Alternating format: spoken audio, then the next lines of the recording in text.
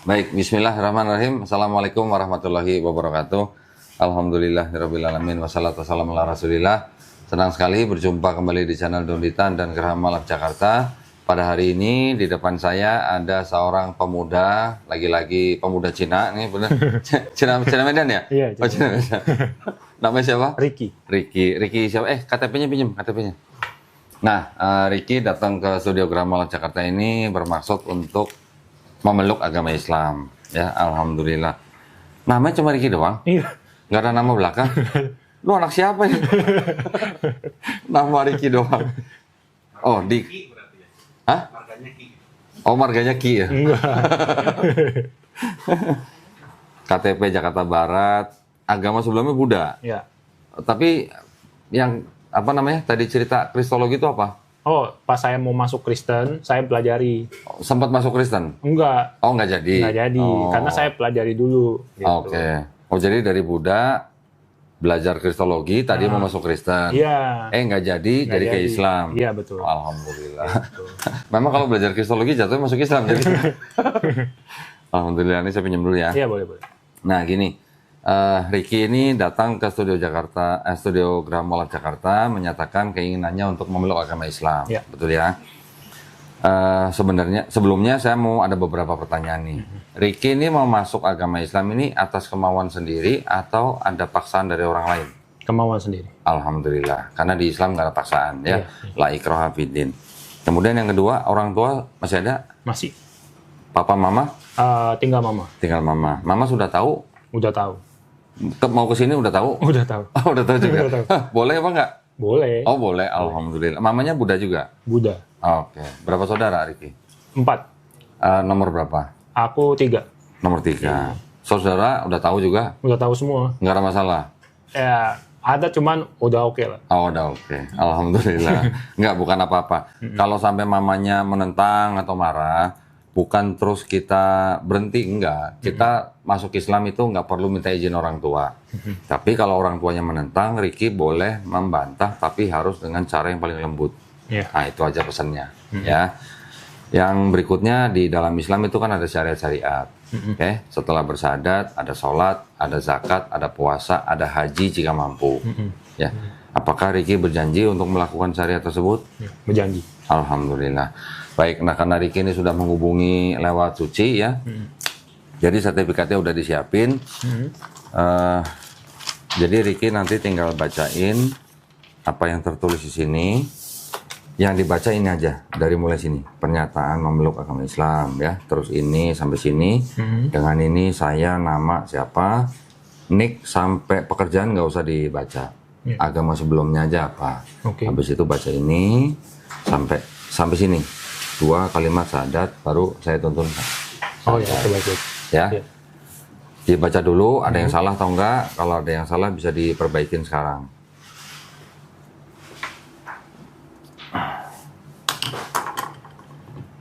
Aman sih. Aman? Nggak ada yang salah? Nggak ada.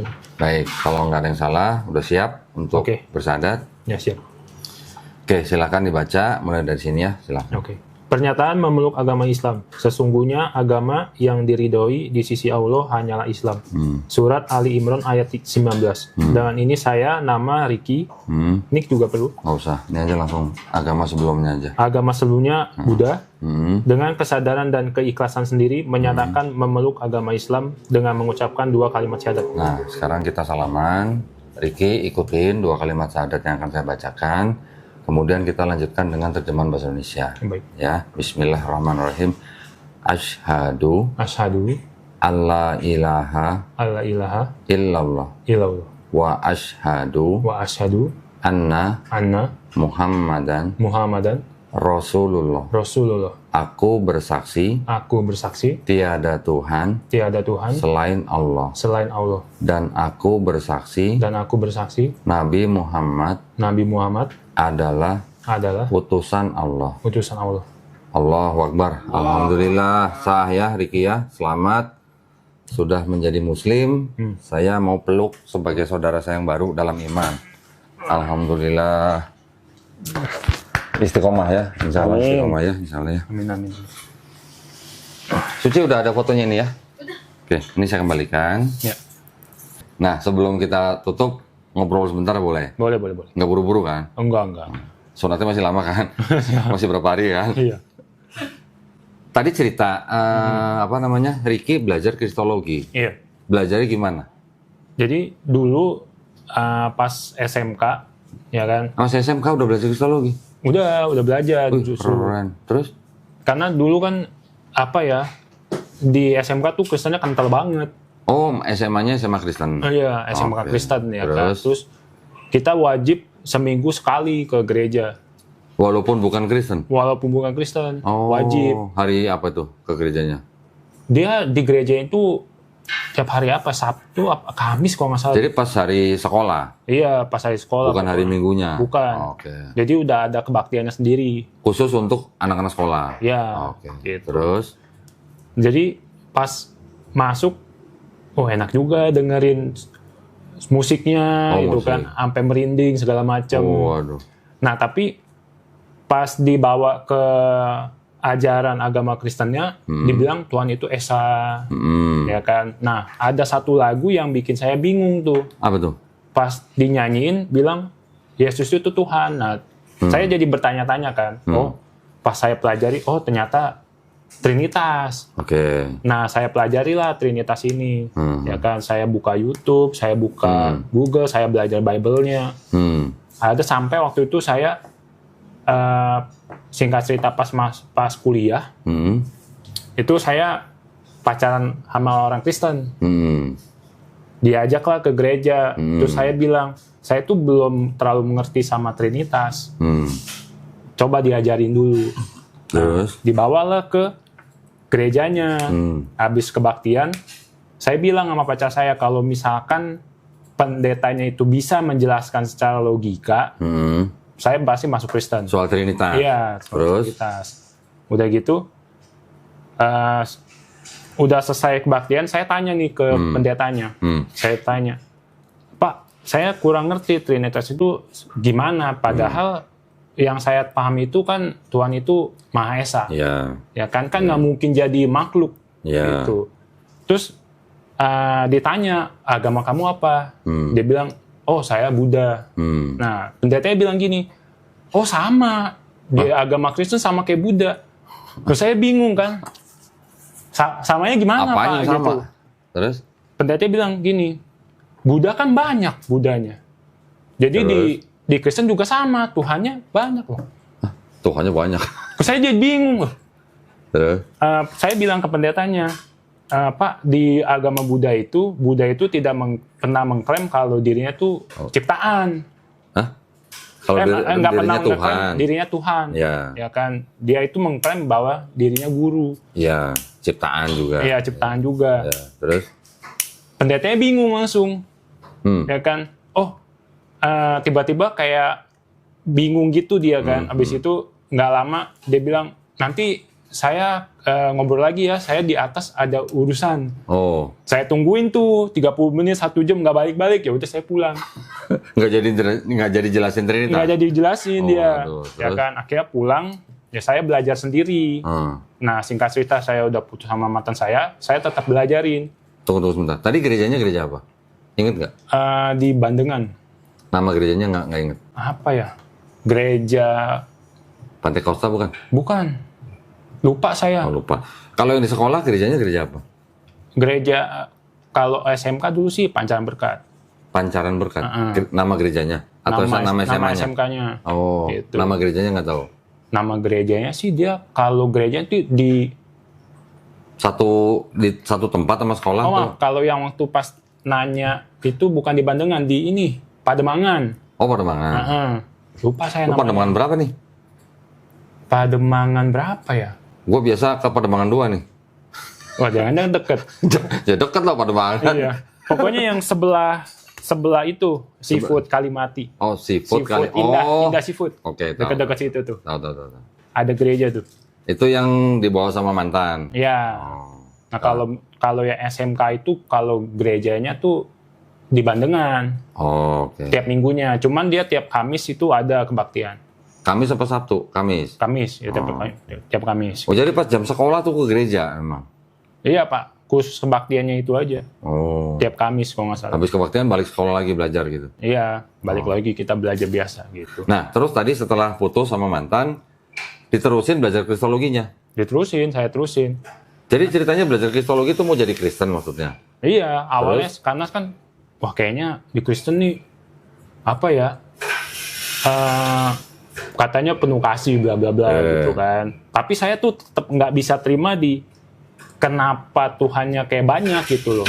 Ya kan Roh Kudus Tuhan, Allah Tuhan, ya kan tuh sama Yesus Tuhan. Nah saya itu pelajari terus. Tapi kan bukan 3 Tuhan, tapi kan 1 Tuhan, Ya, kata orang Kristen. Ya kata orang Kristen kan. Makanya saya juga bingung. Ya makanya itu saya belajari lah. Tapi lu sempat baca Bible-nya? Sempet saya belajari. Baca semua habis apa enggak? Saya nggak habis sih, tapi saya belajar yang poin-poinnya aja. Poin-poinnya aja gitu. Sempat baca nggak waktu Yesus baptis? Oh, sempet. Waktu Yesus baptis di mana? Di Sungai Yordan? Iya, Sungai Yordan. Ada Roh Kudus. Ada Roh Kudus. Turun jadi burung merpati. Burung merpati. Habis itu ada suara di langit. Suara. Apa katanya? Inilah anakku. Ya kan? Inilah anakku yang kukasihi. Jadi ada Roh Kudus turun dalam bentuk burung merpati, ada Yesus di Sungai Yordan, ada suara di langit. Ya kan? Inilah anakku yang kukasihi. Ini kan ada Bapa. Berarti kan di atas Bapa nih. Iya. Bapa, Roh Kudus, Yesus. Kalau katanya satu kok tiga-tiganya nongol bareng gitu. Nah, itu dia. Kan bingung kan? Ya kan? Iya. Terus? Nah, udah gitu saya mulai tuh belajarin dari debat karena kalau misalkan menurut saya nih, kalau saya belajar langsung dari pendeta, dia kan menyimpan dogma, ya kan dia pasti ngajarin yang dia tahu dan yang benar-benar aja. Makanya saya tuh belajar lewat debat. Debat? Ya. Jadi dulu nonton debat? Nonton debat. Siapa aja yang ditonton? Ahmad Didat saya nonton. Widih. Zakir Naik saya nonton. Widih. Ya kan? Paling terakhir tuh saya nonton debatnya Kodondi juga. Widih. Debatnya Bang Zuma juga. Bang Zuma juga. Saya nontonin. Nah, Udah? dari yang saya nonton Ahmad Didat, itu saya sampai catat tuh semuanya. Waduh. Poin-poinnya bla bla bla, ya kan. Saya catat. Oh, ternyata selama ini yang saya ragukan soal Trinitas itu baru kejawab 1 tahun kemarin. Siapa yang jawab? Bible sendiri. Gimana jawabnya? Apa Ternyata ada Bible yang RSV ya. Oh, RSV. Ya kan, menyatakan bahwa Yohanes berapa tuh? 1 Yohanes 5.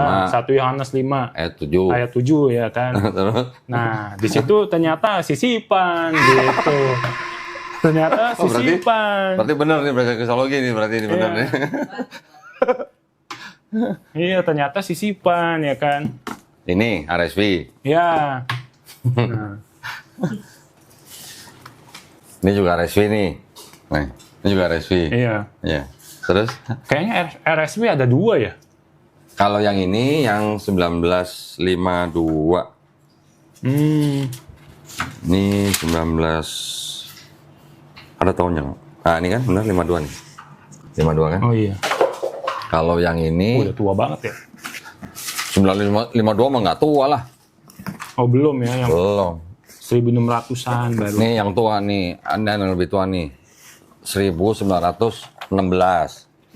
Ini 1560 nih, Geneva Bible. Ini ada lagi yang RSV, KJV. KJV ini 1611.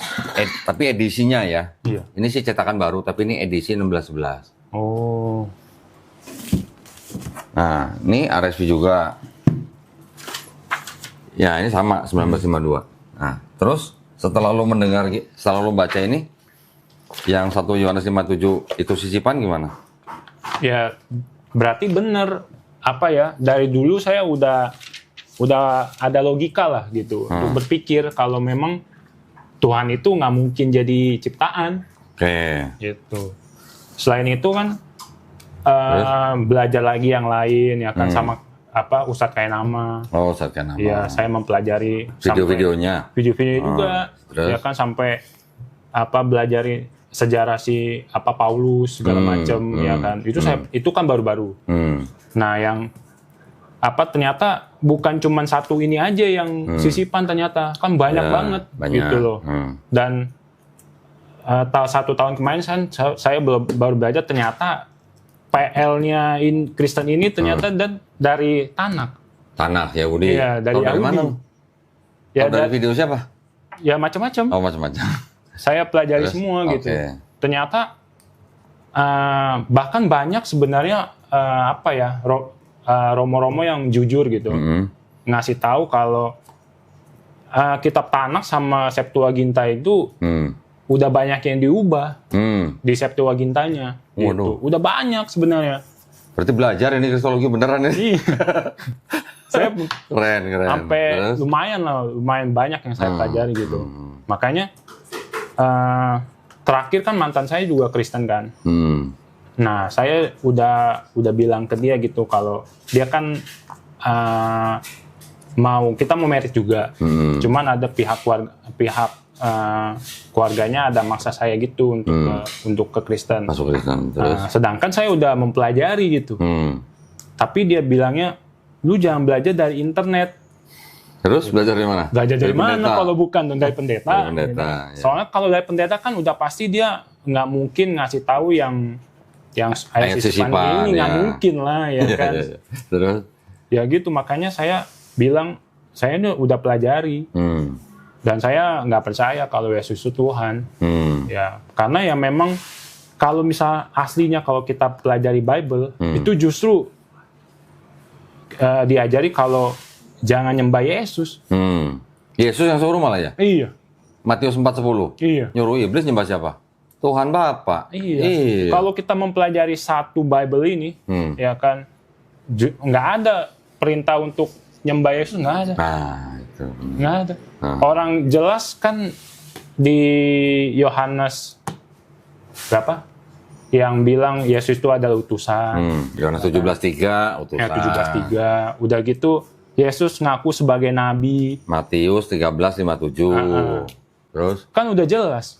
Emang. Ya kan, makanya itulah. Enggak, tapi kan gini. Lu kan Buddha. Iya. Lu belajar kristologi memang tujuannya tadi mau masuk Kristen. Iya. Karena salah satu alasannya karena lu mau nikah sama cewek Kristen. Oh bukan. Oh, bukan juga? Bukan. Itu karena pas Karena masuk denger gereja. lagunya bagus-bagus. Denger lagu bagus-bagus gitu loh. Iya, denger lagunya bagus-bagus. Lagunya apa tadi lu bilang menyentuh hati gitu. Iya. Oh, aduh. Yang Bapa mengerti. Widih. Oh, ngerti juga nih. Berarti benar nih masuk gereja nih. Terus apa namanya lagu yang seperti Di sungai. rusa. Oh, seperti rusa, Wah, ya, itu ya. kan Jangan-jangan nih gerejanya GBI kali ini ya? bisa jadi. Itu mah lagunya Insinyur Niko. Iya. Oh, alah. Itu mah lagu-lagunya gereja gua dulu itu. Iya, Iya, ini kan iya. lagunya menyentuh hati. Oke, jadi lu Buddha, belajar kristologi, karena lu seneng dengan lagu-lagu di dalam gereja, Iya. lu belajar kristologi mau jadi Kristen. Iya. Gitu. Terus kenapa sekarang tiba-tiba malah lu nyasar ke Islam? Nah, itulah. Dari mana? Nah, jadi pas saya nonton debat, ya kan, nah itu saya belum minat sama Islam ya sebenarnya. Oke. Saya lebih minat ke kejujuran dari ahli debatnya ini, Oke. ya kan.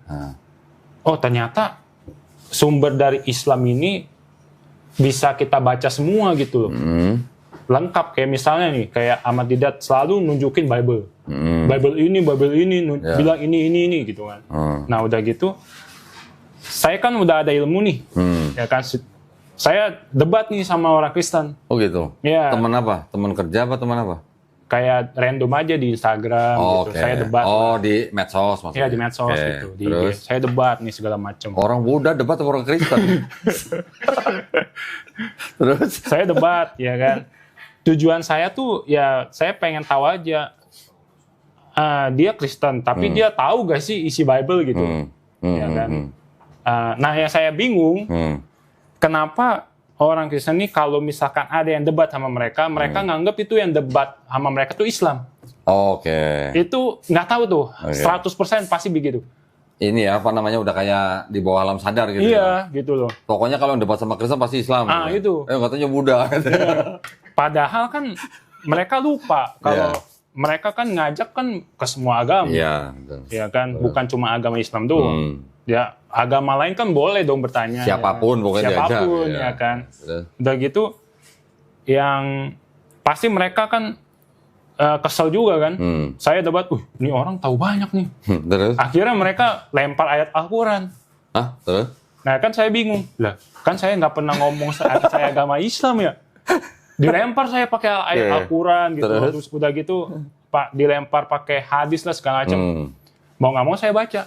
Oh, oke. Dari situ. Nah dari situ tuh saya baca ya kan. Ada yang pertama kali tuh saya ingat tuh dilempar soal itu Apa? kencing onta. Oke.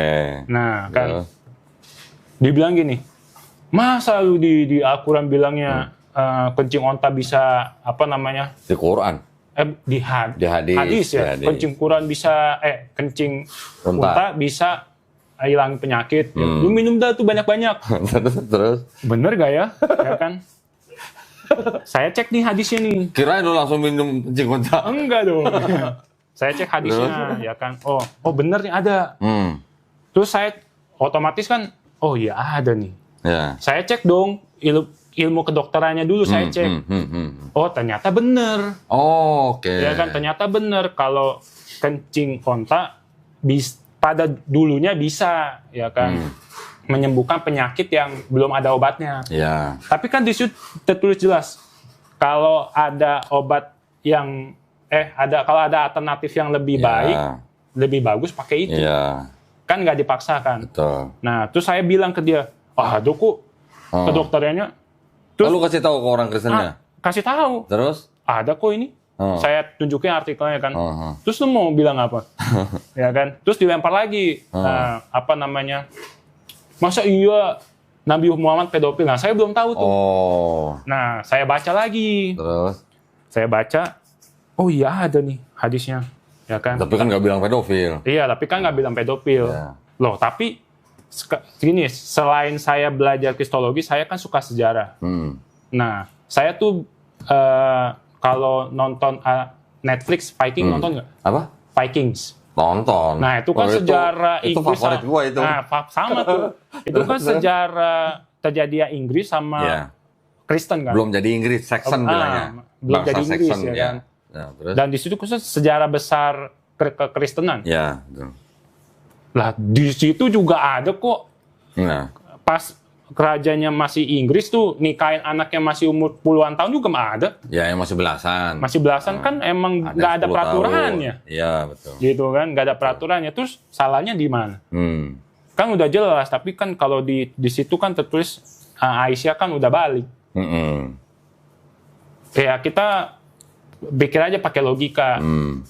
Adanya minimal umur itu kan pas tahun berapa? Kan nggak bisa disatuin zaman dulu sama zaman sekarang peraturannya. Yang peraturannya buat siapa? Manusia. Gitu. Orang sebut pedofil itu kan dianggap sebagai penyakit. Sebutan pedofil sendiri baru ada di abad ke-19. Iya, itu kan. Nabi menikahi Aisyah dan orang-orang lain yang menikah dengan istri yang masih muda-muda itu jauh sebelum ada istilah pedofil. Iya. Dan pedofil ini penyakit. Penyakit tuh ya. Penyakit yang suka dengan anak kecil, ya. Dan yang diincar sama orang pedofil ini kan ini korban. Ya, jadi kalau misalnya ada anak-anak perempuan itu kan korban. Ada nggak korban yang happy? Nggak ada. Kalau Aisyah nikah sama Nabi, Aisyahnya happy nggak? Happy. Baca di hadis happy semua. Lagi mana pedofil orang kan happy gitu loh. Bukan korban. Nah, bukan korban. Lagi pula yang penting begini. Ini kalau membahas tentang tuduhan Nabi Muhammad SAW pedofil naudzubillah jalik, itu sebenarnya bisa mau menggunakan dua pendekatan. Ya, itu kan adanya di hadis Bukhari. Anggap saja hadis itu betul. Oke. Kalau kita menganggap hadis itu betul bahwa Nabi menikahi Aisyah pada umur 6 tahun dan berumah tangga pada umur 9 tahun, ini banyak dari sisi-sisi yang bisa kita cek dulu nih. Satu misalnya, orang Arab itu rasnya ras apa? Ras Kaukasoid namanya. Kita nih ras apa? Asia nih. Kita ras Mongoloid. Ras Kaukasoid itu yang biasanya hampir sama dengan orang bule, sama. Kalau ras Kaukasoid hidup di tempat yang panas, itu lebih cepat dewasa daripada kita. Gitu. Iya. Jadi perempuan ras Kaukasoid umur 9 tahun hidupnya di tempat yang panas, juga dengan makanan atau diet yang mereka biasa makan itu memang bisa, dan saya juga pernah baca di artikel-artikel dari barat, itu memang bisa menyebabkan wanitanya lebih cepat dewasa gitu, dibandingkan dengan ras Mongoloid seperti kita. Apa namanya, bentuk tubuhnya aja mungkin jauh lebih besar daripada kita gitu. Kita di sini ngeliat anak 9 tahun mungkin kecil gitu ya. Kita ras Mongoloid, jangan lupa kalau itu ras Kaukasoid. Oh gitu. iya. Dari makanan juga, dari temperatur juga. Iya betul. Satu. Yang kedua, orang yang menuduh Nabi Muhammad SAW pedofil, dia berarti kan menggunakan standar moral zaman sekarang. Nah iya betul. Ya kan? Dibawa ke zaman itu. Nah iya. Kan? Kita tinggal tanya, tahu nggak siapa musuhnya Nabi Muhammad SAW yang protes pernikahan Nabi dengan Aisyah? Iya. Ada nggak musuhnya Nabi yang protes? Musuhnya Nabi kan banyak di Mekah atau di apa istilahnya di Madinah, kan mereka tahu lah istilahnya musuh Nabi kan tahu kehidupan Nabi nih. Ketika Nabi menurunkan apa namanya membacakan atau melafazkan ayat, musuh-musuhnya ini kan langsung ngomong, yang dia ngomong itu bohong. Selalu dia mengucapkan sesuatu yang negatif tentang Nabi. Ketika Nabi menikahi Aisyah, ada nggak omongan negatif tentang pernikahan Nabi dengan Aisyah? Nggak ada. Artinya apa kalau nggak ada? Ya sah-sah aja. Berarti normal pada saat itu, gitu. Iya. Karena kayaknya zaman dulu kan lihat wanita dewasa itu kan bukan dari umur. Betul. Ya kan? Dari kondisi fisiknya. Dari kondisi fisik, gitu. Jadi kalau 9 tahun, itu ras Kaukasoid di tempat yang panas, dia lebih cepat dewasa. Bahkan sudah bisa puber, gitu. Iya. Sudah bisa balik, gitu. Bahkan di Indonesia sekarang, umur 9 tahun, 10 tahun juga ada. Ada juga. 7 tahun ada. 7 tahun ada juga kayaknya. Coba lu pulang nanti, tanya menyokap. Mah atau Mi gitu. Tanya dulu, nenek itu nikah umur berapa gitu tanya. Iya. Ya kan? Emang muda juga. Pasti juga belasan. Belasan juga. Iya. Nah itu makanya. Itu dari satu pendekatan. Yang kedua, kita bisa lihat dari Bible. Iya. Di Bible, yang diceritakan Ishak. Iya. Menikahi siapa? Ribka. 3 tahun ya? 3 tahun. Ini bukunya ada gua. Oh, coba boleh lihat. Mau foto? Iya. Boleh. Oh, ini lagi masih belajar kristologi berarti dia nih. Karena kemarin baru banget itu saya lihat. Oke. Saya ambil HP bentar ya. Boleh. Sorry. Rifka umur berapa itu, Bang? 3 tahun. Belum, nanti ada Bathsheba lagi, Bang. Nih, Oh, iya. ini kan Genesis 24, 52 sampai 62. Ini Tanak ya? Ini namanya kitab The Humas. Humas ini isinya cuma Torah, Kejadian, Keluaran, Imamat, Bilangan, Ulangan, tapi disertai dengan tafsir. Ini tafsir.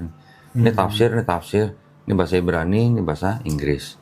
Iya. Berarti yang menghina Nabi Muhammad pedofil nggak pernah baca ini. Nggak pernah baca ini. Iya. Gitu. Ini saya baru tahu banget itu 3 hari kemarin. Masa? Iya, saya nonton channelnya Pak Ipung. Oh, baik. Iya. Nanti ya, sebentar nih, ada lagi. Assalamualaikum warahmatullahi wabarakatuh.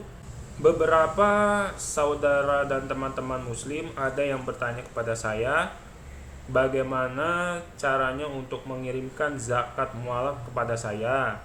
Saya akan memberikan nomor rekening di mana saudara bisa mentransfer zakat mualaf kepada saya. Di sini ya, di bawah sini akan saya tulis. Dan kalau misalnya kurang jelas, saudara bisa melihat kolom deskripsi. Saya akan menaruh juga nomor rekening di mana saudara bisa mentransfer zakat mualaf kepada saya. Terima kasih sebelumnya. Wassalamualaikum warahmatullahi wabarakatuh. Terima kasih.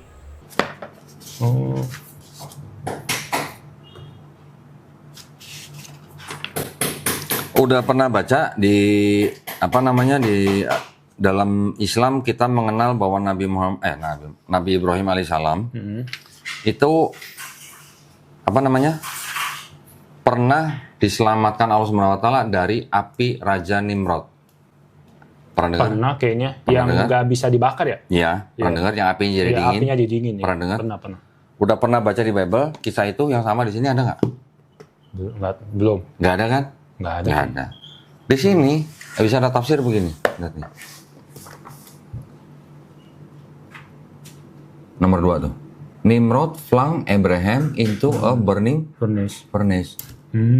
Jadi Abraham pernah diselamatkan dari tungku apinya Raja Nimrod. Oh iya. Di sini nggak pernah disebutin, Iya. karena terjemahannya diganti.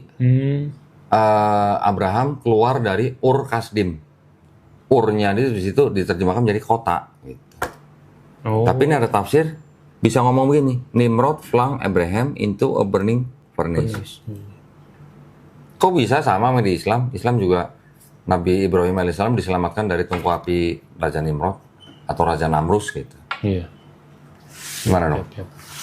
Yang Hagar pernah dengar Hagar? Hagar yang itu ya? Hah? Yang apa namanya? Pernah dengar Hagar siapa? Yang kurban-kurban bukan sih? Iya, yang dikurbankan. Iya. Iya. Siapa Hagar? Nih. Hagar, Oh, daughter of Parao anaknya. Pharaoh. Jadi Hagar putranya Raja Mesir. Terus apa nih? So it was that Hagar an apa?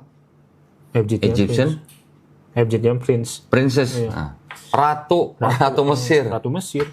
Apa ya? Istilahnya anak raja gitu lah. Jadi kalau orang Kristen kan sering bilang, oh Hagar kan budak gitu kan. Iya. Padahal, Anak. nah yang dihadiahkan kepada Abraham. Oh gitu ya. Seru juga. Oh iya. Kalau ini ada tafsirnya, sedap. Iya sedap banget. Nah, lanjut. Tadi kan Ishak menikahi Ribka. Di sini Ribka kan jelas-jelas disebut 3 tahun kan. Iya. Yang kedua, Nabi Daud berzina dengan Binor kan. Iya. Tahu siapa? Siapa ya? Lupa lagi. Hah? Istri orang siapa? Namanya? Pernah Siapa dengar? ya? Batseba. Oh, Batseba. Nah, Batseba kan istrinya Uria. Heeh. Berapa usianya Batseba ketika zina sama Daud? Berapa tuh? Itu kalau dihitung mundur-mundur dari umur kakeknya Batseba. Batseba tuh punya kakek namanya Ahitofel. Ya, Ahitofel ini punya anak, punya cucu. Ini Batseba ini cucunya. Gitu.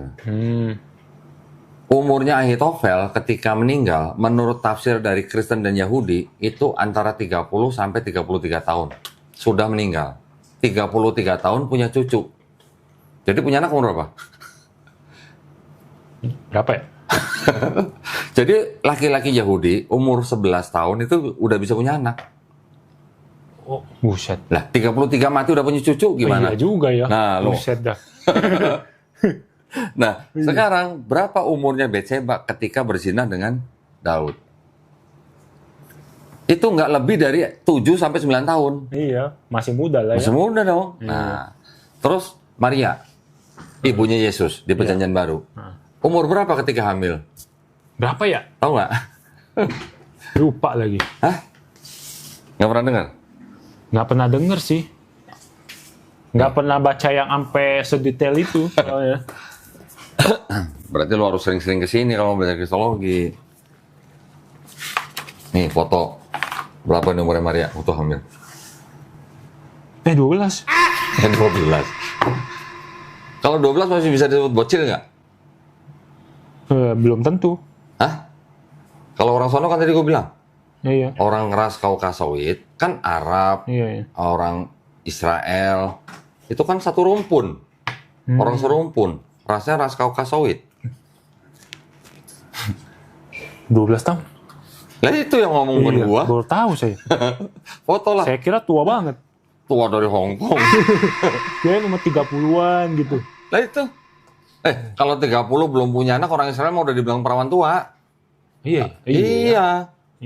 Oh iya, Iya. saya pernah itu tuh baca yang apa ya? Yang Apa? bukunya siapa itu yang katanya kalau umur 20-an mah belum nikah mah dibilang aneh. Iya. Iya. Emang. Kalau buat cewek mah cepet banget umurnya. Makanya kalau orang Arab menikahi perempuan berusia 9-10 tahun itu nggak aneh pada zaman itu gitu. Iya. Orang Yahudi juga begitu sama. Tradisinya mirip-mirip kan mereka orang serumpun. Iya, betul. Nah kalau 3 tahun mau diapain coba? Apa mau langsung ditidurin?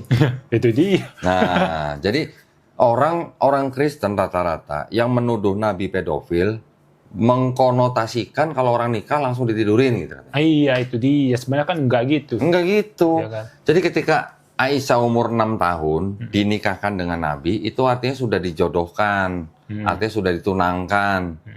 Berumah tangganya baru umur 9 tahun. 9 tahun berarti Aisyah sudah puber. Udah puber. Gitu. Sudah datang datang bulan atau haid gitu. Kalau Ribka 3 tahun, 3 tahun. coba dinikahi, apa langsung ditidurin? Ya enggak. Nunggu sampai dia puber baru ditidurin. Iya. Gitu. Itu sama tradisinya. Nah, jadi yang menuduh begitu, pikirannya berarti Victor gitu. Iya, pikiran Nikah 6 tahun langsung ditidurin gitu. Iya. Nah, ya, jadi banyak pendekatan. Dari pendekatan apa tadi? Norma pada zaman itu nggak ada yang protes. Nggak ada musuh Nabi yang protes pernikahan Nabi dengan Aisyah. Iya. Ya kan? Dari sisi ilmu pengetahuan, umur 9 tahun untuk ras kaukasawit di tempat yang panas dan dengan makanan diet tertentu itu membuat wanita lebih cepat dewasa. Iya. Ya kan? Terus kemudian dari sisi Bible mereka sendiri, ternyata sama juga gitu. Malah lebih parah kan 3 tahun kan? Parah lagi 3 tahun. Gitu. Iya. Terus? Nah, lanjut kan Lagi. gimana akhirnya saya nemu Islam itu yang benar ya?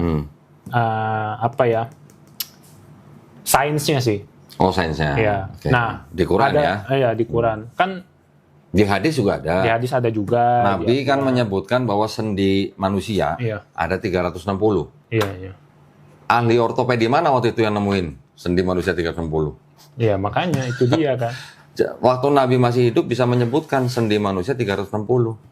Baru zaman, ya paling baru berapa tahun yang lalu, berapa puluh tahun yang lalu 50 tahun lah. lah gitu kan. Iya, ya kan? Nah, udah gitu kan saya Terus? nonton channel Kodondi juga kan.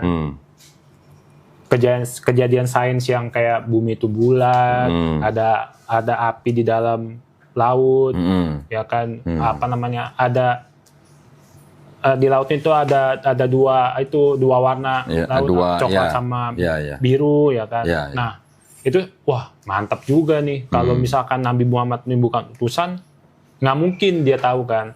Nah, Tahu udah dari gitu, mana gitu tahu ya. dari mana. Nah, luar biasanya lagi nih saya langsung dikasih hidayah sama Allah. Gimana? Saya debat nih, ya kan. Sebenarnya yang kencing unta itu kan lumayan tuh udah hidayah juga kan. Nah, ada lagi satu. Pas saya debat sama orang lain, dia bilang gini. Padahal saya juga sama, saya nggak pernah jemput agama saya apa gitu, nggak pernah. Tapi dia tuh langsung bilang gini, coba lu baca, masa iya di Quran tulis gini. Tulang sulbi bisa keluarin sperma. Oh, okay. Nah, emang zaman dulu nggak ada testis. Gitu. Saya kalau mau ditujukan aja saya screenshotnya. Terus? Ya kan? Wah, masa iya sih? Ya kan? Terus? Saya baca nih, oh iya benar ada nih. Terus otomatis saya pasti lihat dulu dong apa kedokterannya. Ternyata tahun 2007 apa 2014 ya, tahun 2007 tuh udah ada penelitiannya. Kalau tulang sulbi itu bisa ada molekul tuh seperti sperma, yang dimana di Inggris itu ada penelitian tulang sulbi tikus itu diambil sel spermanya di tulang sulbi terus dimasukin ke sel telurnya tikus jadi tikus. Oh, oke. Nah, terus saya lampirin semua. Diem dia. Saya aja dapat hidayah. Oh gitu, Iya. Masya Allah. Saya dapat hidayah, wah, saya udah bilang, wah ini termasuk hidayah besar nih buat saya. Oke. Ya kan, Bulan apa itu? Kapan itu? 3 bulan lalu belum lama. 3 bulan lalu. 3 bulan lalu belum lama. Oke. Ya kan, wah, makanya saya pelajari, ada juga tuh yang menentang kan. Terus dia bilang, saya debat sama orang lain lagi nih, ada yang menentang kalau gimana caranya? Apa hubungannya tulang sulbi itu bisa keluarin sperma? Ya sekarang saya kasih artikel kedokteran gitu. Bahkan di Halodoc ada. Kalau tulang punggung itu cacat bisa mempengaruhi kualitas sperma, bisa mempengaruhi produksi sperma. Kalau itu nggak ada hubungannya, mana mungkin? Berarti kan di Al-Quran itu kan benar. Nah itulah. Masya Allah. Makanya pas saya tahu itu, wah saya udah nggak bisa nunda lagi. Makanya kan saya langsung hubungi itu kan, Coba Suci. Suci. Oh, oke. Saya mau syahadat gitu. Masya Allah. Iya. Merinding gue jadinya. Tapi memang benar pas setiap saya nonton Bang Zuma gitu, saya baca Al-Quran tuh saya merinding terus. Oh ya? Masya Allah. Merinding saya. Makanya ya mungkin cerita saya ini cuma sedikit tapi bisa membantu lah. Maksudnya bisa membantu orang untuk membuka logika. Gitu. Orang yang debat sama lu di medsos itu nggak tahu bahwa dia berdebat sama orang Cina, Buddha lagi ya? Iya, gitu. Iya kan? Dipikir pasti Muslim gitu ya? Iya, dipikir Muslim. Ternyata bukan gitu. Banyak banget sampai saya mempelajari Kristen itu apa, segala macem. Nah gini, tadi yang masalah sperma keluar dari antara tulang dada dan tulang sulbi, itu kalau tadi mempelajari tentang tulang sulbi ternyata ada unsur atau sel spermanya di situ dengan percobaan tikus dan macam itu apa istilahnya, Masya Allah, itu memang istilahnya walau alam lah ya, Allah yang tahu lah ya. Itu dari sisi pengetahuan. Tapi kalau kita lihat dari sisi bahasa, sebenarnya jawabannya simpel. Itu kan adanya di Quran surat At-Tariq ya. Quran surat 86 ayat ke-5 sampai 8. Maka hendaklah manusia memperhatikan dari apa dia diciptakan. Ayat 5 nih. Ayat 6-nya, dia ini siapa? Manusia kan? Diciptakan dari air mani yang terpancar. Betul kan? Ayat 6. Ayat 7-nya apa? Yang keluar dari antara tulang punggung atau sulbi dan tulang dada. Ya kan? Sebenarnya tulang punggung nggak cocok. Tulang sulbi itu kan tulang ekor. Ya kan? Dari sini kan dia? Dari sini tulang sulbi itu tulang ekor. Ya. Tulang dada kan ini, rusuk lah gitu. Jadi di sini dikatakan nggak mungkin mana ada sperma keluar dari antara tulang dada dan tulang ekor. Tapi ternyata karena mereka baca terjemahan udah gitu menggunakan kaidah bahasa yang taunya cuma orang Indonesia aja gitu. Ini ada masalah begini. Di ayat yang ke-7 itu ada ayat yang berbunyi yakhruju mim baini sulbi wat tauraib. Ya, artinya yakhruju itu yang keluar. Arti yakhruju itu memang artinya bisa diartikan yang keluar. Tapi orang pikir baca dengan kaidah bahasa Indonesia. Ayat sebelumnya dia manusia diciptakan dari air mani yang terpancar. Ya kan? Terus dia baca ayat berikutnya yang keluar dari antara tulang sulbi dan tulang dada. Jadi orang berpikir yang keluar itu air maninya. Padahal yang keluar itu dari antara tulang dada dan tulang sulbi itu apanya? Bayi. Manusianya. Rahim. Sekarang kalau ibu ketika sedang mengandung anaknya, bayinya di rahimnya, ketika anak itu sudah siap keluar, bayi itu adanya di mana? Ya di sini. Ya di antara tulang dada ibunya dan tulang sulbi ibunya. Betul apa enggak? Betul. Jadi yang keluar ini adalah manusianya. Sebenarnya ada titik gitu ya, tapi orang sobos aja gitu. Nah, ini kan tulang dada, ini kan tulang sulbi. Kan bayi adanya di sini. Berarti bayi itu berada di antara tulang dada dan tulang sulbi ibunya. Yang keluar dari antara tulang dada dan tulang sulbi itu manusianya. Jadi dia diciptakan dari air mani yang terpancar, yang keluar dari antara tulang, yang keluar tuh manusianya bukan air maninya, gitu loh. Sekarang kalau dianggap yang keluar itu air maninya dari antara tulang dada dan tulang sulbi, keluarnya dari mana? Kalau laki-laki, kayak dari alat kelamin. Tapi kalau dari antara, di bagian mana antara tulang dada dan tulang sulbi menghasilkan sperma? Kayak kalau tadi meneliti tulang sulbi. Tapi kalau di antara kan orang nanti bisa bilang, kan antara tulang rusuk sama tulang sulbi, bagian mana yang memproduksi sperma gitu, atau air mani gitu kan? Kita kebingungan lagi gitu. Karena air mani diproduksi di testis. Istilahnya di testis kan kan ada di bagian tubuh pria yang menghasilkan sperma, kemudian dia salurkan ke testis baru dikeluarkan. Jadi yang keluar dari antara tulang dada dan tulang sulbi yang dimaksud itu adalah manusianya. Gue bisa buktiin. Buktinya apa? Di ayat-ayat yang lain. Jadi gini. Tadi kan kita baca dari ayat 5. Hendaklah manusia memperhatikan dari apa dia diciptakan. Yang ayat 6, dia diciptakan dari air mani yang terpancar. Yang ayat 7, yang dikeluarkan dari antara tulang dada dan tulang sulbi. Baca ayat 8-nya. Ayat 8-nya apa? Ayat 8-nya. Allah Subhanahu wa taala mampu membangkitkan manusia itu, gitu loh. Nih, sebentar. Terjemahannya aja. Wih, panjang nih soalnya. Panjang juga. Karena ini banyak contohnya. Jadi kata yakhruju itu tadi, itu yang, nah ini nih, arti daripada kata yakhruju itu yang menggantikan manusianya. Jadi yang dikeluarkan dari antara tulang sulbi dan tulang dada itu adalah manusianya. Di ayat 8 kan disebutkan ini, mana? Sungguh Allah benar-benar kuasa untuk mengembalikannya hidup setelah mati. Itu ayat 8-nya. Jadi yang dikembalikan hidup setelah mati ini manusianya atau armaninya? Manusianya. Manusianya.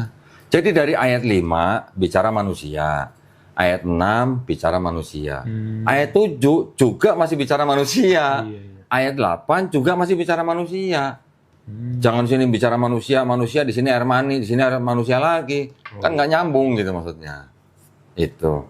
Dan banyak contoh di ayat-ayat Quran yang lain, ya, yang menggunakan kata yakhruju itu hampir semuanya artinya yang dikeluarkan adalah manusianya. Ada contohnya nih, nanti gua kasih nih. Kalau mau dicatat nanti juga boleh. Ada di Quran 2 contoh aja nih ya. Sebenarnya banyak. Iya. Quran surat Al-Hajj ayat 5. Di sini ada kata-kata bahasa Arabnya tuh nukhrijukum. Ya. Ini kata dasarnya kan sama. Di sini diartikan apa? Kami keluarkan kamu sebagai bayi manusia. Ada kata yakhrujunya. Kemudian di contoh lain di Quran surat An-Nahl ayat 78. Dan Allah mengeluarkan kamu dari perut ibumu dalam keadaan tidak mengetahui sesuatu pun. Di sini kata bahasa Arabnya akhrojakum. Ini kan cuma kosakata yang berubah dari satu akar kata yang sama gitu. Paham nggak? Paham. Masih banyak contohnya ayat-ayat Quran yang lain. Nih segini banyak. Al-Maidah 22, 37, tadi apa? As-Sajadah 20, Al-Qamar 7, Al-Hasyr 2, 12, Al-Baqarah 257, An-Nahl 78. Nanti kalau mau catat nanti saya kirim. Cek di situ. Ada nggak akar kata yakhruju di dalam ayat-ayat ini dan yang dikeluarkan itu manusia atau apa? Oh iya. Itu jawaban yang paling enak kalau gue sih. Paling enak ya. Contohnya ada soalnya, buktinya ada di Quran. Gitu. Tapi luar biasanya terbukti juga. Dari sisi sains, insya Allah terbukti kan? Terbukti juga gitu kan. Iya. Kalau di sulbi ternyata ada Betul. molekul sperma. Betul. Jadi memang ada dua pendekatan jawabnya. pendekatan, Iya. Mau pakai yang itu boleh, mau pakai yang ini boleh. Iya. Mungkin kalau misalkan yang buat terus di dada ya mungkin tuh lebih ke nanti bayinya. Maksudnya tuh bayi. Iya. Jadi gini, kita ketika memahami sebuah atau beberapa ayat, kita usahakan jangan sampai lepas dari konteks gitu. Iya. Kalau kita melepaskan diri dari konteks, kita nggak dapat gambaran utuhnya maksud ayat-ayat itu apa. Tadi seperti saya bilang, ayat 5 bicara manusia. Iya. Ingat nih, lu harus ingat diciptain dari apa? Iya. Lu diciptain dari air mani. Air mani yang terpancar. Yang terpancar dari mananya kan tidak dijelaskan detail. Iya. Tapi ayat 7-nya yang keluar atau yang dikeluarkan dari antara tulang dada dan tulang sulbi. Yang dikeluarkan ini manusianya, bukan air maninya. Iya. Ayat 8-nya juga dijelaskan bahwa Allah benar-benar kuasa menghidupkan dia setelah mati. Berarti lagi ngomongin manusia. Iya. Tuh. Iya, betul. Boleh ini belajarin, silakan kalau catat. Iya. Terus setelah itu langsung hubungin Suci. Alhamdulillah, Gitu. keren. Terus saya juga mempelajari ya dikit-dikit sama Bang Zuma gitu kan. Saya masuk live-nya 3 kali kalau nggak salah. Oh masuk. Iya, Ikut debat juga. Ikut debat juga Enggak. di TikTok. Justru saya lebih nanya gitu. Oh, Oke. Soalnya kalau si Bang Zuma itu kan kelihatannya memang expert Bible ya. Daripada saya tanya pendeta, saya tanya Bang Zuma. Terus. Soalnya ada ayat yang agak rancu lah. Jadi saya tanya Bang Zuma, ternyata ya sisipan juga ternyata. Kalau udah sisipan mau diapain lagi? juga. Nah, gitu. Ya kalau udah sisipan mau diapain lagi? Tapi gini, ketika kita belajar Bible, kita juga jangan menggunakan kacamata kita. Iya. Ya. Kita juga harus belajar tafsirnya Bible nih. Ini tafsirnya Bible nih. Banyak banget. Lah ini dari Kejadian sampai Wahyu tuh. 12 buku. Jadi maksudnya gini, ketika kita sedang membandingkan atau mempelajari agama orang, kita harus tahu tafsirnya agama mereka apa. Walaupun ini yang merah ini kan untuk yang perjanjian lama. Ya. Ini yang hitam perjanjian baru. Yang merah ini adalah tafsirnya Kristen terhadap kitabnya orang Yahudi. Oh, Nah, gitu. ya kan? Ini kan untuk perjanjian lama. Iya, ya, perjanjian lama. Sedangkan kita tahu perjanjian lama kan bukan punya orang Kristen. Iya. Perjanjian lama kan punya orang Yahudi. Iya. Tapi orang Kristen ini menafsirkan kitab sucinya orang Yahudi menggunakan kacamata Kristen. Pakai kacamata Kristen gitu. Iya. Kalau yang ini memang kitabnya Kristen ya monggo, itu adalah memang Iya. haknya Haknya mereka. Kristen gitu. Tapi ketika mereka menafsirkan kitab Yahudi menggunakan kacamata Kristen, ya jatuhnya seperti ini. Kita jangan sama seperti Kristen yang menafsirkan kitab orang dengan kacamata mereka. Kita juga nggak boleh menafsirkan kitab suci orang dengan kacamata kita. Iya. Gitu, ya. Karena kan Quran, kita udah punya Quran nih. Quran yang berhak menafsirkan Quran siapa? Ya ulama Islam. Iya. Tanah kitab sucinya orang Yahudi. Yang berhak menafsirkan siapa? Ya ulama orang Yahudi. Iya. Begitu juga dengan Kristen. Tapi Kristen kan separuh nih. Iya. Yang separuhnya punya Yahudi nih. Iya. Kalau mereka punya hak untuk menafsirkan PB, betul. Tapi untuk menafsirkan Tanakh, kan mereka harusnya nggak boleh. Nggak boleh. Gitu. Nggak boleh menggunakan kacamata Kristen karena ada yang lebih berhak, lebih otoritas. Gitu. Iya. Bedanya di situ. Ya. Ini supaya gini, supaya kita jangan membabi buta. Oh iya. Maksudnya kita bilang Kristen salah menafsirkan PL misalnya. Tapi kita juga klaim di kitabnya orang Yahudi ada nubuat buat Nabi Muhammad SAW. Contoh begitu. Nah kalau kita klaim juga begitu, terus apa bedanya kita sama Kristen? Iya. Sama aja kan? Sama aja. Gitu. Kecuali kalau benar-benar di kitabnya orang Yahudi tertulis nama Muhammad gitu. Ada kata-kata Muhammadim atau Mahamadim di Kidung Agung 5:16. Tapi kan itu apa ya? Kalau kita ganti dengan kata Muhammad terus diterjemahkan satu kalimat kan jadi beda artinya. Paham kan? Iya. Sedangkan di Quran nanti ya setelah belajarin lagi, di Quran juga ada di Quran surat Al-A'raf ayat 157. Mereka beriman kepada nabi yang ummi. Nabi siapa? Nabi Muhammad SAW. Nabi yang ummi. Yang namanya tertulis di dalam Taurat dan Injil. Namanya tertulis. Jadi di kitabnya orang Yahudi tertulis nggak nama Nabi Muhammad SAW? Enggak kan? Di kitabnya orang Kristen tertulis nggak? Enggak juga. Berarti apakah kitabnya orang Yahudi itu Taurat yang dimaksud Quran? Kalau di situ nggak ada namanya? Berarti kan bukan. Begitu juga kitab Kristen. Apakah ada nama Nabi Muhammad di situ? Tidak ada. Berarti itu juga bukan Injil yang dimaksud Quran. Oh. Gitu. Ya kita nggak usah ngoyo. Buat apa kita ngoyo? Di situ ada nubuat untuk Nabi Muhammad SAW. Lawang itu bukan Taurat dan Injil yang dimaksud Quran gitu. Taurat dan Injil itu kan wahyu yang diturunkan kepada Nabi Musa alaihissalam dan Nabi Isa alaihissalam untuk siapa? Untuk Bani Israel pada zaman itu. Dan kitab Tanakh, kitab PB kan 4 gospel kan Tanakh bukan ditulis oleh Nabi Musa, gospel bukan ditulis oleh Yesus. Iya. Lah bagaimana mau disebut itu Taurat dan Injil yang dimaksud Quran? Gitu. Iya. Bukan berarti. Jadi kita jangan buru-buru. Iya. Ya paham ya. Ya kalau kita klaim ini pasti buat Nabi Muhammad SAW di tanah. Ini pasti buat Nabi Muhammad di PB misalnya. Apa bedanya kita sama Kristen yang menafsirkan kitab Tanakh? Iya, betul. Tapi kalau mau bicara indikasi masih boleh. Indikasi aja. Kita indikasi itu maksudnya hanya dalam bertanya-tanya gitu. Ya, sampai istilahnya dia nggak bisa jawab. Bisa, contohnya apa? Parakletos di PB. Mereka klaim kan itu untuk Roh Kudus. Tapi kan bertentangan dengan ayat-ayat mereka sendiri masih di dalam sama-sama Yohanes lagi. Iya. Bertentangannya apa? Yang mau datang itu katanya Roh Kudus. Tapi Yesus bilang sebelum aku pergi, Roh Kudus itu tidak akan datang atau penolong itu tidak akan datang. Dan sebelum Yesus pergi, Yesus sudah mengembusi Roh Kudus kepada murid-muridnya. Nah, ya juga kan? Ya kan? Padahal ada ayat bilang penolong itu tidak akan datang kalau aku tidak pergi. Iya. Nah, Bahkan ada yang satu ayat bilang si Paulus nanya sama orang yang udah dibaptis kan, sudahkah kamu mengenal Roh Kudus? Dia bilang kami bahkan nggak pernah mengenal Roh Kudus. Terus ditanya siapa yang membaptis kalian? Yohanes Pembaptis. Ya berarti Yohanes Pembaptis juga nggak kenal Roh Kudus. Ya kan? iya, jadi Kalau yang contoh nih ya, contoh. Kita bukan mau klaim, kita cuma nanya aja. Di Yohanes 16 ayat 13. Kan dikatakan, roh kebenaran itu nanti akan mengajarkan kepada kamu segala sesuatu yang belum diajarkan. Ya. Dia, itu dengan bahasa Inggris nih. Iya. Ini bahasa Inggrisnya malah lebih jelas nih.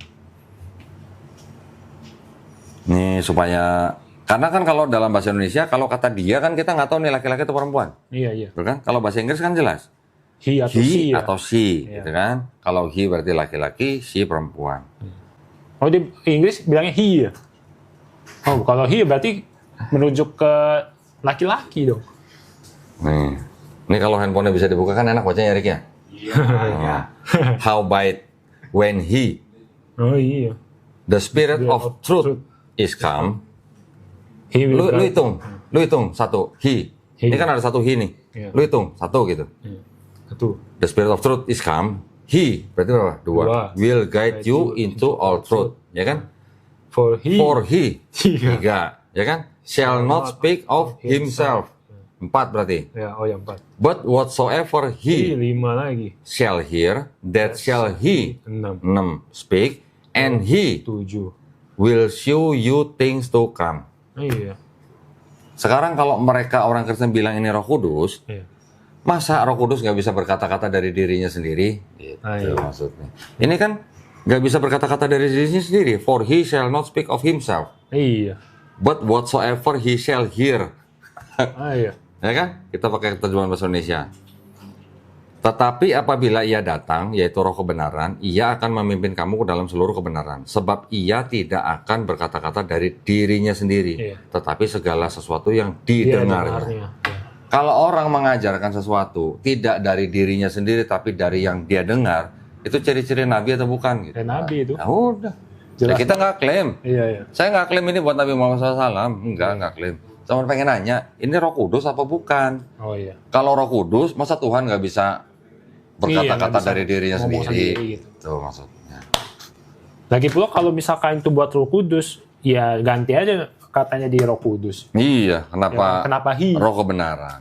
Kalau roh kebenaran kan bisa diartikan Allah Subhanahu Wa Taala, apa istilahnya, memasukkan roh kebenaran di dalam diri seorang nabi. Iya betul. Setiap nabi pasti kan punya roh kebenaran. Iya. Jangan kalau bilang Roh Kudus, Zakaria udah kepenuhan Roh Kudus, Elizabeth udah kepenuhan Roh Kudus, ya kan? Waktu Yesus dibaptis, Roh Kudus sudah datang, jadi burung merpati katanya. Nah, tapi Yesus bilang, Roh penolong itu tidak akan datang kalau aku tidak pergi. Nah itu udah datang kalau itu Roh Kudus kan? Iya. Ya kan, makanya gitu. Nah, gitu jadinya. Sebelum Yesus pergi, sebelum Yesus diangkat, Yesus sudah mengembusi Roh Kudus kepada murid-muridnya. Ada kok. Oh iya. Di 20:22 kalau nggak salah. Nih, dan sesudah berkata demikian, ia mengembusi mereka dan berkata, terimalah Roh Kudus. Yesus belum pergi, sudah terima Roh Kudus, sudah ngasih Roh Kudus. Iya. Jadi, berarti kalau begitu yang Yohanes 16:13 tidak cocok kalau disebut itu Roh Kudus. Gitu. Iya. Betul.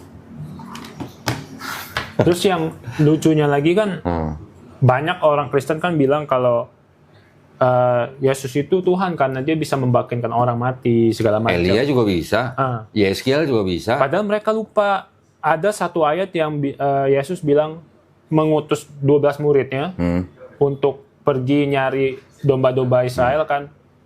Bilang bangkitlah, hidupkanlah mereka dari yang mati. Berarti muridnya pun bisa bangkitin orang mati. Sekarang gini, gua tanya lo nih. Ini gua tanya. Ya kan? Ketika Yesus mau membangkitkan Lazarus, pernah baca kan? Yesus ngapain?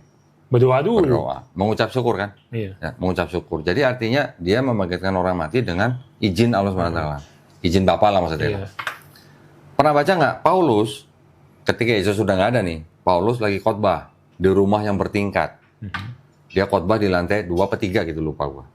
Karena dia khotbahnya panjang, ada seorang pemuda, namanya siapa ya?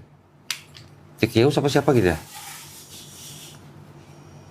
Itu seorang pemuda yang dengerin Paulus ceramah, khotbah, ngantuk, jatuh dari lantai 2 ke lantai 3 gitu. Oh, terus meninggal. Mati. Sebentar. Di kisah apa ya? Ada ceritanya. Nah, di situ kan orang-orang pada turun. Iya. Lihat orang itu anak muda udah mati. Paulus ngedekep. Jadi orang anak muda itu udah dekep. Ya, nggak berdoa dulu loh. Oh. Ya, nggak berdoa dulu kayak Yesus. Yesus berdoa dulu. Ini Paulus langsung ngedekep orang itu, jangan berisik, orang ini sedang tidur katanya. Hidup. Oh, hidup lagi. Hidup lagi. Canggihan mana Yesus sama Paulus? Iya nggak? Iya. Canggihan mana kalau begitu? Paulus lah, nggak usah berdoa lagi dia.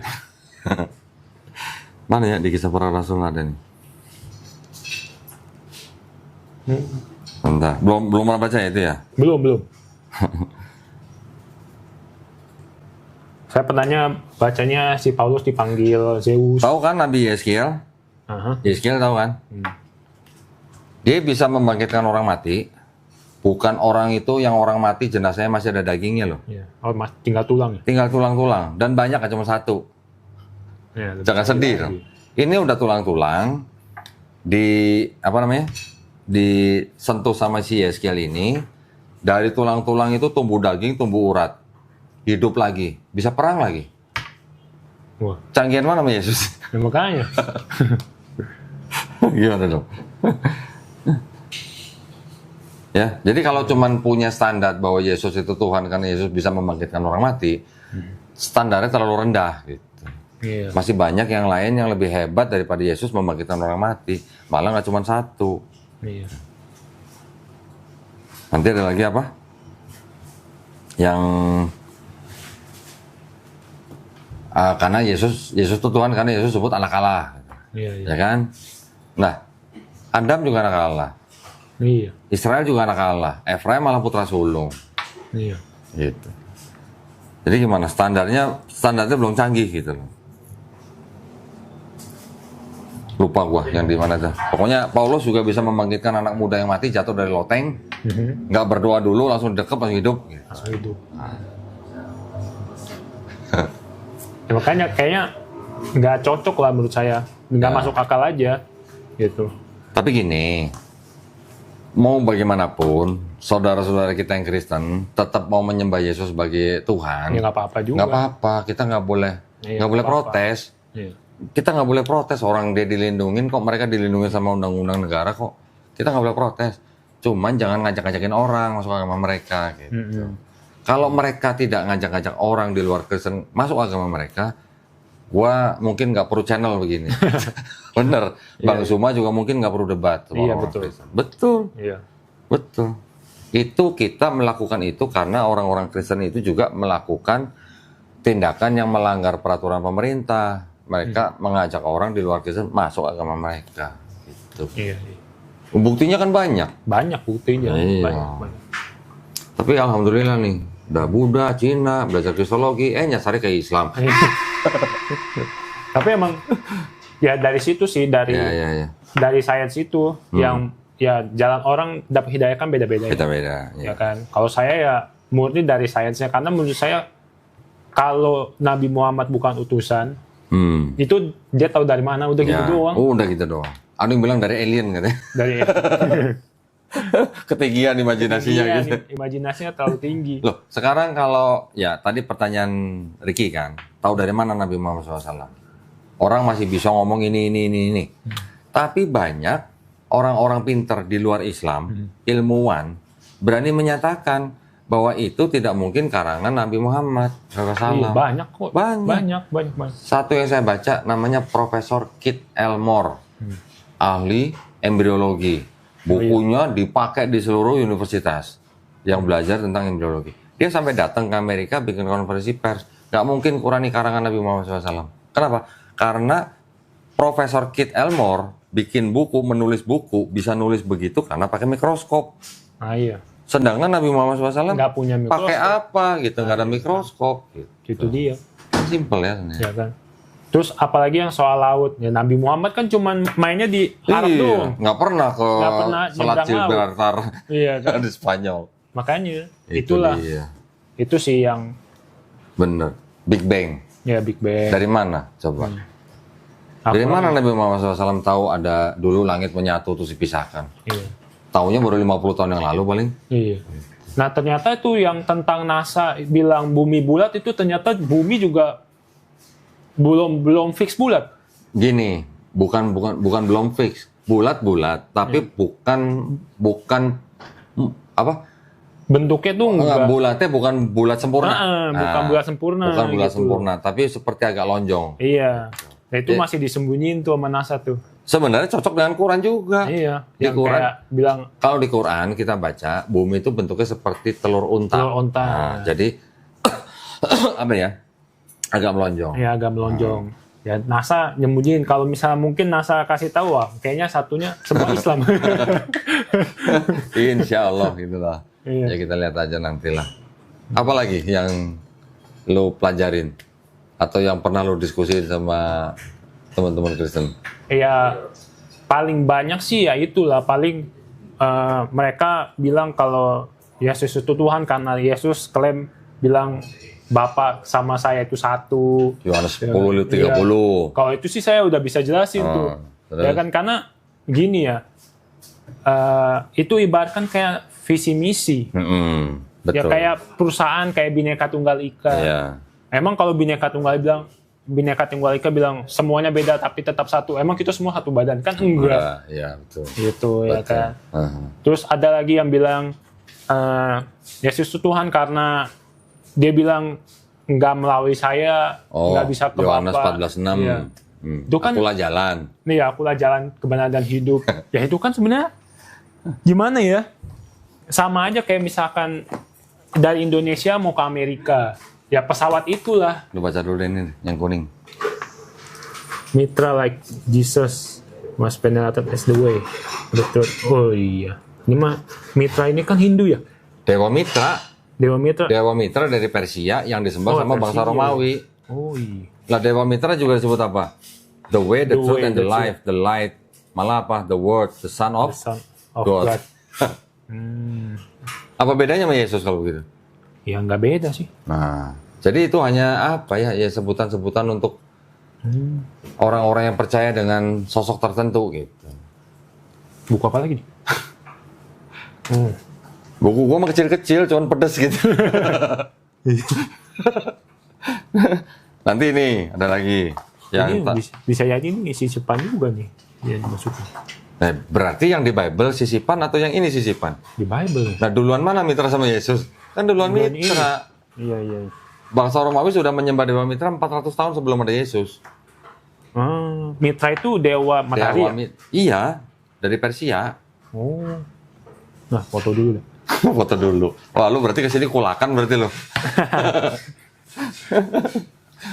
Nambah Nih, ilmu. tadi yang masalah Parakletos, Iya. yang di Yohanes 16:13. Ini tafsir dari orang Kristen nih, Raymond E. Brown. Oke. Gospel and Epistle of John.